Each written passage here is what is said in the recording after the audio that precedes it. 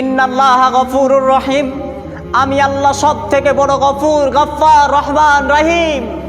দুনিয়াতে আমি রহমান রহিম সমস্ত কিছু হয়ে আমি তোমার উপরে রহম করেছি, করুণাময় করে আমি তোমাকে 4 চাকা একটা গাড়ি দিয়েছি, বাড়ি দিয়েছি, বাইক দিয়েছি, অট্টালিকা দিয়েছি। তুমি গঙ্গা দেবী থেকে শামসি যাবে, 4 চাকা চড়ে যাবে, সেই ব্যবস্থাটাও আমি আল্লাহ তোমাকে করে দিয়েছি। কিন্তু বান্দা, তুমি যখন মরে যাবে নিজ স্বার্থে সবাই শুধু একটা বার দেখার জন্য আসবে, তোমার কবরের কাছে কেউ আসবে না।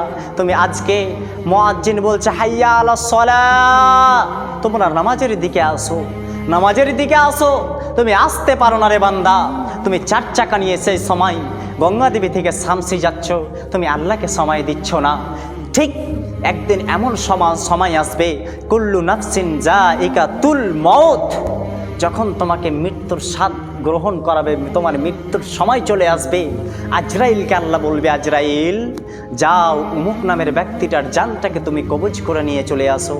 যখন চলে আসবে যে তুমি কবরে যাবে, বাড়ি থেকে কবরস্থান পর্যন্ত যাবে বান্দা, সেই দিন তোমাকে 4 চাকায় নিয়ে যাবে না রে বান্দা, সেই দিন তোমাকে 4 চাকায় নিয়ে যাবে না বাপ। আপনা আজকে 4 চাকা পেয়ে আল্লাহর ইবাদত করেন না। যখন বাপ আপনি মরবেন, আল্লাহ সুবহানাহু ওয়া তাআলা যখন আজরাইলকে বলবে, আজরাইল আমার অমুক নামের ব্যক্তিটার তুমি জানটাকে কবজ করে নাও। যখন কবজ করে নেবে, আপনাকে বাড়ি থেকে বাপ যখন কবরস্থান পর্যন্ত নিয়ে যাবে, সেই দিন আপনার 4 চাকাতে নিয়ে যাবে না রে বাপ। সেই দিন বাপ আপনাকে 4 চাকায় নিয়ে যাবে না, আপনার পায়ে হাত রেখে বলছি রে বাপ, আপনি আসুন সালাত আদায় করুন। সেই দিন আপনাকে যখন নিয়ে যাবে, 4 জন মেলে 4টা কাঁধে খাটলিতে করে আপনাকে নিয়ে যাবে। আফসোস করুন, জীবনের মূল সময় সন্তান সন্ততির জন্য দুনিয়াতে আপনি সব কিছু করেছেন। যে সন্তান তোমাকে বাপ বলে আকৃতি দিয়েছে, বাপ বলে পরিচয় দিয়েছে, আপনি যখন মারা যাবেন, সেই সন্তান তোমাকে মরা লাশ বলে পরিচয় দিবে।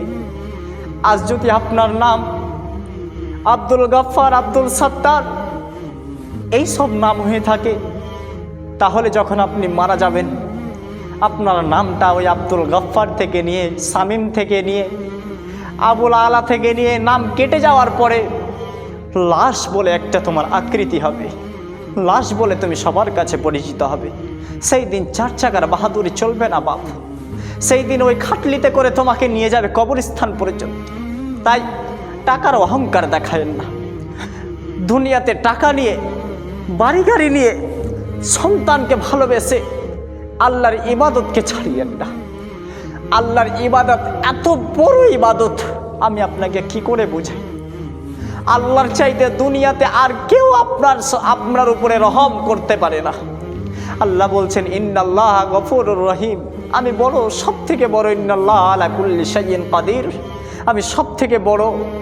ইন্নাল্লাহা গফুরুর রহিম, আমি সব থেকে বড় রহম দাতা। আর রহমান, আমি সব থেকে বড় রহমান। এই যে আল্লাহ আকৃতিগুলো দিলেন কোরআন মাজিদে, এর চাইতে আর কি চাইছেন বাপ?